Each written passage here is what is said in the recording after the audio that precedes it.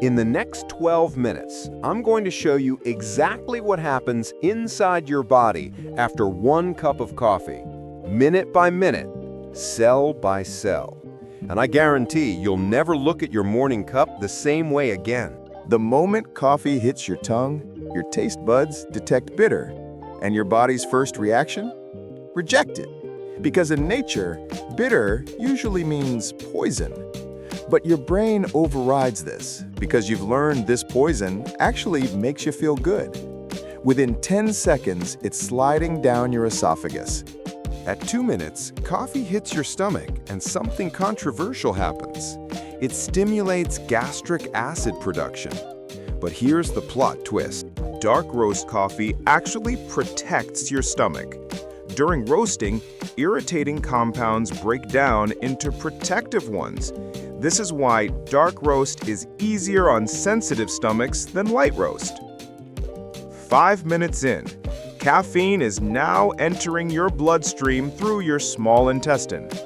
And here's what nobody tells you. Caffeine is one of the few substances that can cross your blood-brain barrier. And when it arrives at your neurons, it does something sneaky. This is an adenosine receptor. All day, adenosine builds up and makes you feel tired.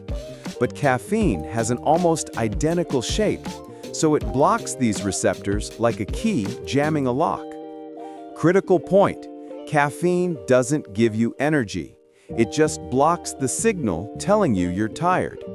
The adenosine keeps building up, and when caffeine wears off, all that accumulated tiredness hits you at once. That's the crash. At 15 minutes, your body launches a full chemical response. Your adrenal glands release adrenaline, noradrenaline, and cortisol. Your heart rate increases, blood pressure rises. Your liver dumps glucose into your bloodstream. This response is identical to mild stress. Your body literally thinks you're in a situation requiring alertness. Fight or flight, diet version. In your brain, activity in the prefrontal cortex spikes. That's focus and decision-making. Dopamine levels increase by up to 50%. This is why coffee doesn't just wake you up, it actually improves your mood. And your physical performance? Caffeine improves endurance by 11%, reaction time by 5%, and increases fat burning by 29%. This is why athletes use it.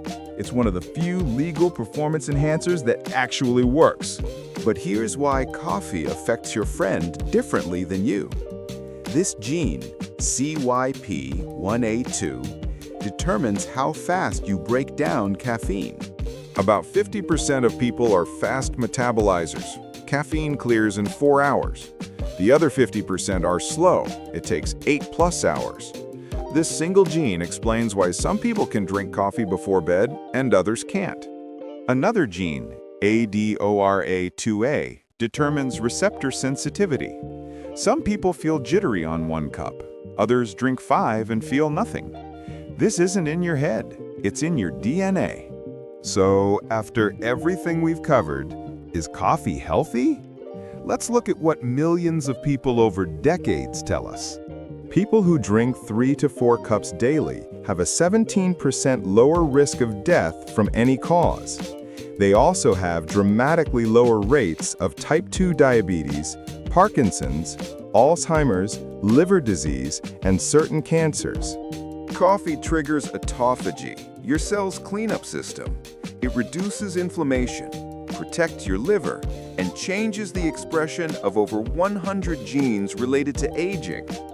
But coffee isn't for everyone. You should avoid or limit it if you have anxiety disorders. It can trigger panic, uncontrolled high blood pressure, certain heart arrhythmias, pregnancy, limit to 1 cup daily, or if you take medications that interact with caffeine. Signs you need to cut back are heart palpitations, persistent anxiety, insomnia, or if you can't function without it. Here's the science-based protocol for optimal coffee consumption. Timing. Wait 90 minutes after waking. Let your natural cortisol peak do its job first. Best windows, 9:30 a.m. to 11:30 p.m. or 1:30 to 5 p.m. Last cup at least 10 hours before bed. Amount. Sweet spot is 2 to 4 cups daily, 200 to 400 milligrams caffeine. More isn't better, benefits plateau and risks increase. Preparation. Use paper filters. They remove compounds that raise cholesterol. Choose dark roast if you have stomach sensitivity. Drink water alongside.